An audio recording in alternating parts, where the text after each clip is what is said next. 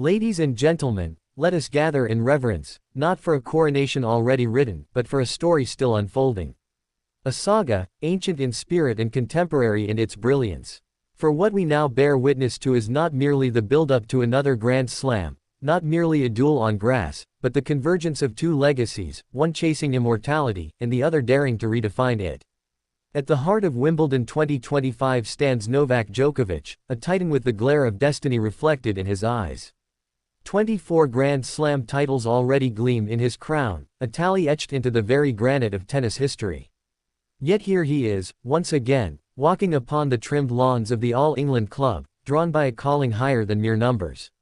He chases his 25th Grand Slam title, a feat that would transcend even the legends that preceded him, placing him alone at the summit of individual greatness. And should he claim the trophy, it would mark his 8th Wimbledon title, a figure only whispered in connection with the immortals. But history does not yield without resistance. And across the net, armed not just with power and precision but with youthful audacity and supreme belief, stands Carlos Alcaraz. The defending champion, the boy who defied gravity last year and soared past the Serbian monarch in straight sets, snatching the trophy with the composure of a seasoned king and the fire of a new dawn. Alcaraz is not here to honor Djokovic's legacy, he is here to challenge it, to carve out a kingdom of his own. Twice he has lifted the Wimbledon trophy. Twice he has kissed the golden chalice under English skies. And now he seeks a third. A three-peat. A rare and royal accomplishment, achieved only by the most hallowed of names in the Open era. To do it, he must stare down the very man he dethroned. He must summon the same magic, the same courage, and walk again into the heart of center court where legends are made, and unmade. As the shadows of center court lengthened in the summer sun, the two giants took to the grass not for battle, but for rehearsal. A practice match, yes, but one that echoed with the tension of prophecy. Djokovic and Alcaraz, two names bound now by rivalry, respect, and the hunger that defines champions, strode out not as adversaries but as dancers in the prelude to war. Each shot they traded was not just about muscle memory, it was about psychology, about message, about statement.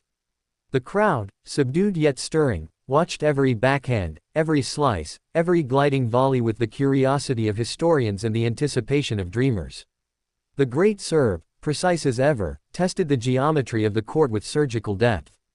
The young Spaniard, agile as a cat and fearless as a storm, answered with flair that defied predictability. There was no trophy on offer that day. No match points. No umpire calls to etch in stone. Yet the meaning was not lost. This was the first chess move in a longer war. A message sent in topspin and angle, in footwork and gaze. Djokovic's serve cracked with intent. Alcaraz's return danced with defiance. But Wimbledon is not merely about the players, it is about the stage. In center court, with its hallowed green and royal box, stood watching like a wise old witness. This court has seen Becker dive, Federer glide, Sampras reign, and Nadal roar. It now prepares to write a new chapter. Perhaps its most epic yet. For Djokovic, Wimbledon is sacred ground. The court knows his feat. The lines remember his victories.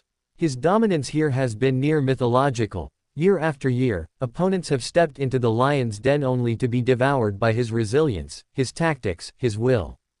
But Alcaraz is no mere visitor. He has tasted center court's triumph. He has ruled here too. And unlike many before him, he does not shrink in the shadow of Novak. He does not pay homage, he dares to challenge. He dares to replace. There is something elemental in their dynamic. One is the storm that refuses to pass. The other is the sun rising with fury.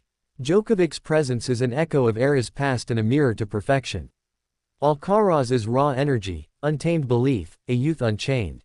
Their practice session concluded not with celebration but with silent understanding. A nod here, a shared glance. The war is coming, and they both know it. Neither smiled too wide, nor lingered too long. Champions do not reveal too much before the battle begins.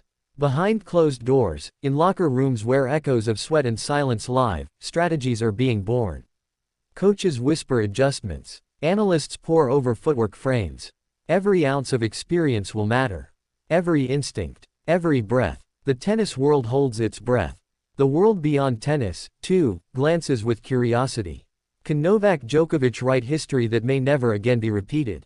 Or is this the era of Alcaraz, who may not only match Djokovic one day, but surpass him?